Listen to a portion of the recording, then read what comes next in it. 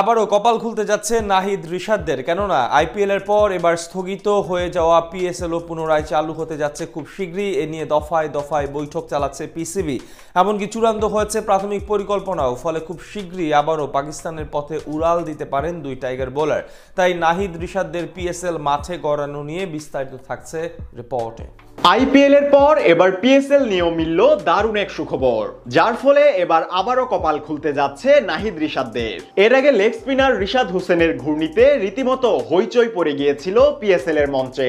প্রথমবারের মতন বৈশ্বিক কোনো ফ্র্যাঞ্চাইজি টুর্নামেন্ট খেলতে গিয়ে চমকের পসরা মেলে বসেছিলেন টাইগার লেগি। মাত্র 5 ম্যাচে 9 উইকেট শিকার করে জায়গা করে নিয়েছিলেন পিএসএল এর রেকর্ড বুকেও। রিশাদের দুর্বোধ্য ঘূর্ণিতে বেশ ভালো অবস্থানেও পৌঁছে যায় তার দল লাহোর কালান্দার্স।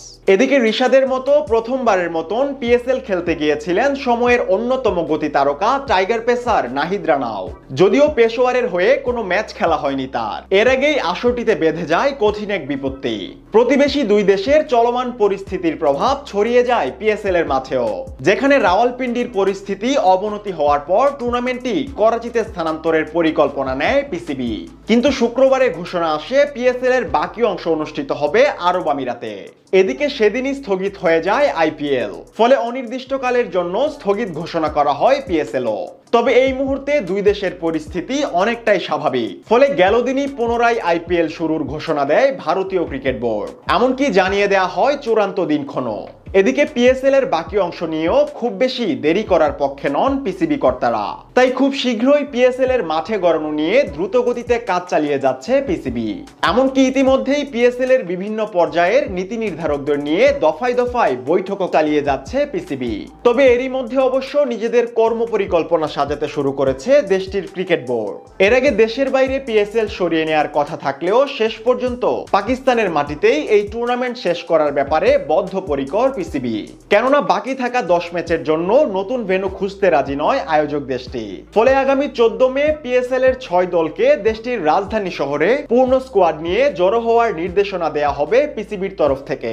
সঙ্গে বিদেশি ক্রিকেটারদের ফিরিয়ে আনার জন্য চলছে জোর প্রচেষ্টা। তাই আবারও কপাল খুলতে যাচ্ছে নাহিদ রিশাদের। কেননা আগামী 14 মে পাকিস্তানের রাজধানীতে লাহোর আর পেশোয়ারের স্কোয়াডে উপস্থিত থাকতে হবে নাহিদ রিশাদদের। ফলে খুব শীঘ্রই হয়তো পাকিস্তানের পথে রওনা দিবে দুই টাইগার বোলার। এদিকে পাকিস্তানের গণমাধ্যম বলছে আগামী 16 থেকে 18 মের মধ্যে পুনরায় চালু হতে পারে পিএসএল। একই ইঙ্গিত দেয়া হচ্ছে পিসিবির তরফ থেকেও।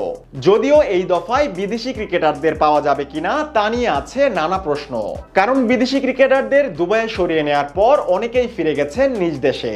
তবে এর আগে এক বার্তায় রিশাদ জানিয়েছিলেন পিএসএল পুনরায় চালু হলে তার দল লাহোর কালান্দার্সে যোগ দিতে মুখিয়ে আছেন তিনি। তাই চলতি মাসে আবারও পিএসএল চালু হলে সেটা নাহিদ রিশাদের জন্য সুখবরই বটে।